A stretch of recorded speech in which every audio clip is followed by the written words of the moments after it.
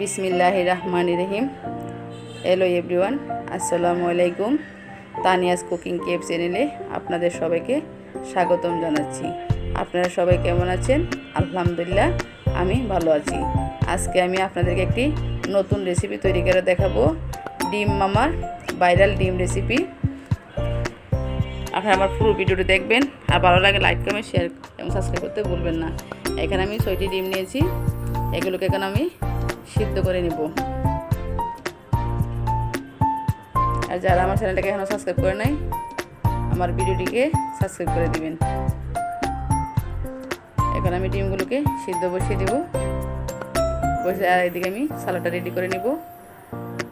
এখানে নিয়েছি আমি শসা, পেঁয়াজ, কাঁচামরিচ, গাজর, ধনিয়া পাতা, কাঁচামরিচ। আর এদিকে আমার ডিমগুলো সিদ্ধ হয়ে গেছে, ডিমগুলোকে আমি ছিলে নিয়েছি। আর এদিকে আমি সালাডটা রেডি করে নিব।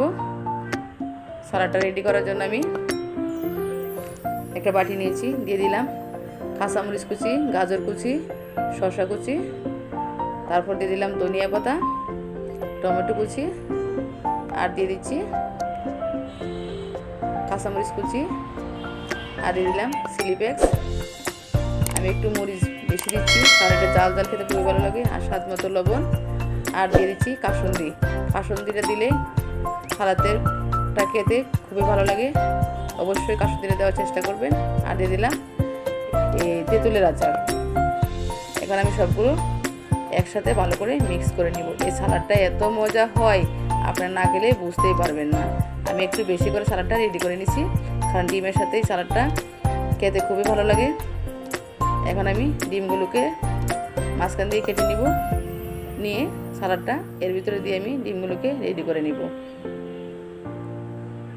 এখন আমি একটা তৈরি করে দেখাচ্ছি।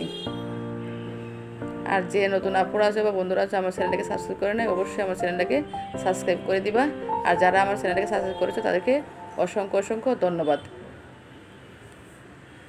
একটা তৈরি হয়ে গেছে, এবার আরেকটা তৈরি করে দেখাচ্ছি।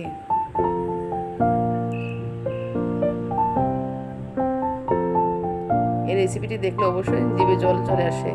আমার সবগুলো রেডি হয়ে গেছে, এখন এর উপরে দিয়ে আমি আচার দিয়ে পরিবেশন করে নিব। অবশ্যই আপনারা এইভাবে উপর দিয়ে আচারটা দেওয়ার চেষ্টা করবেন, এটা খেতে খুবই ভালো লাগে, খুবই মজা। আর ডিমটা এক কামড় খাবেন, সালাডটার সাথে খাবেন, দেখবেন খুবই ভালো লাগবে। আর যদি ভালো লাগে কমেন্ট বক্সে জানাবেন। আল্লাহ হাফেজ।